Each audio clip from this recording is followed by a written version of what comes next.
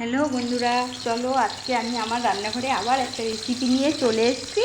সেটা হলো মোগলাই। আমরা তো দোকান থেকে সবাই কিনে খাই, বাড়িতে এইভাবে বানিয়ে খেয়ে দেখো দোকানের মোগলাই আর খেতে ইচ্ছা করবে না। আমি মোগলাইয়ের তরকারিটা আগেই করে রেখেছিলাম, তোমাদের ওই রেসিপিটা আবার একদিন দেবো। প্রথমে আমি একটা কড়াইয়ের মধ্যে এই যে কিছুটা মশলা তৈরি করে নিচ্ছি।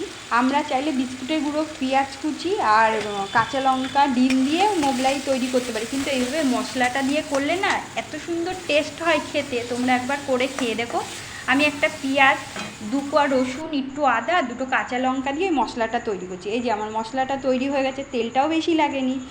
তার মধ্যে আমি 3 চামচ বিস্কুটের গুঁড়ো নিয়ে নিলাম। যেহেতু আমি 4টে মোগলাই করব, তাই আমি 3 চামচ বিস্কুটের গুঁড়ো নিয়েছিলাম।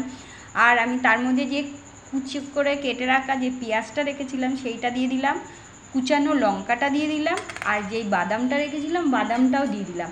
যেহেতু আমি 4টে মোগলাই করব, তার জন্য আমি 4টে ডিম নিয়েছিলাম। ঠিক আছে, দেখো বন্ধুরা, আমি ডিম ভাঙতে ভাঙতে আমার হাত থেকে যেন কীভাবে ডিমটা পড়ে গেল।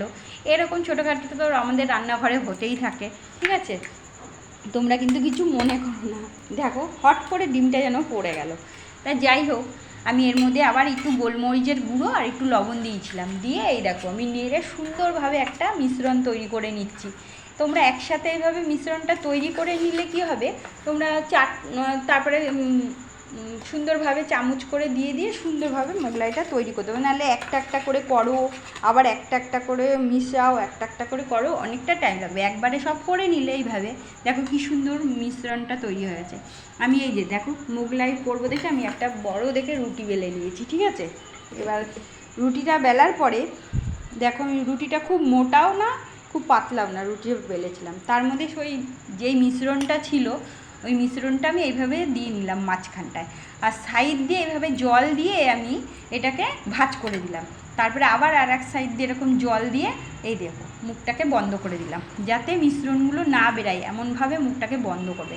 আমি এই সাইডেও জল দিয়ে দেখো সুন্দর ভাঁজ দিয়ে দিলাম একটা, আবার এই সাইডেও দিচ্ছি। তোমরা এমনভাবে ভাঁজ দেবে বন্ধুরা, ভেতরের যে মিশ্রণটা সেটা যেন তেলে দেওয়ার পরে বেরিয়ে না আসে। একটু ভালো করে চেপে দেবে, খুব জোর হাতে চাপবে না, আলগাভাবেই ভালো করে চেপে দেবে। তারপরে আমি তেল গরম বসিয়ে দিয়েছিলাম আগেই। ঠিক আছে, তেলে দেওয়ার সময় তোমরা খুব সাবধানে আস্তেভাবে এটা দেবে, নালে জোরে দিলে কি হবে, ছিটকে তেলটা গায়ে আসতে পারে। ঠিক আছে, খুব সাবধান মতো। আর যখন মোগলাইটা তোমরা ভাজবে বন্ধুরা, তখন কিন্তু সিমটাকে আস্তে করে দিয়েই ভাজবে, কেন যদি জোরে থাকে না উপর দিকটা ভাজা হয়ে যাবে, ভেতরে কাঁচাই থেকে যাবে। দেখো কত সুন্দর ভাজা হচ্ছে বন্ধুরা, তোমরা দেখলেই বুঝতে পারবে। তোমাদের এরকম বাড়িতে যদি তোমরা এইভাবে করে নাও না, তোমাদের দোকান থেকে আর কিনে খেতে ইচ্ছা করবে না। দোকানে তো আমরা কতদিনের পুরনো তেলের মধ্যে আমাদের মোগলাই ভেজে দিচ্ছে, সেই আমরা খাচ্ছি, অনেক সময় আমাদের শরীরও খারাপ করে। তোমরা এইভাবে বাড়িতে সহজ উপায় এইভাবে তোমরা সুন্দরভাবে মোগলাই করে নিতে হবে। 2টো খুন্তি দিয়ে আমি চেপে চেপে করছিলাম। চেপে দেখো বন্ধুরা কত সুন্দরভাবে ভাজা আছে, তোমরা দেখলেই বুঝতে পারছো যে ভাজাটা কত সুন্দর হয়েছে। এই যে দেখো, এবার আমি তেলটা ঝরানোর জন্য একটা অন্য জায়গায় আর কি তুলে নিলাম।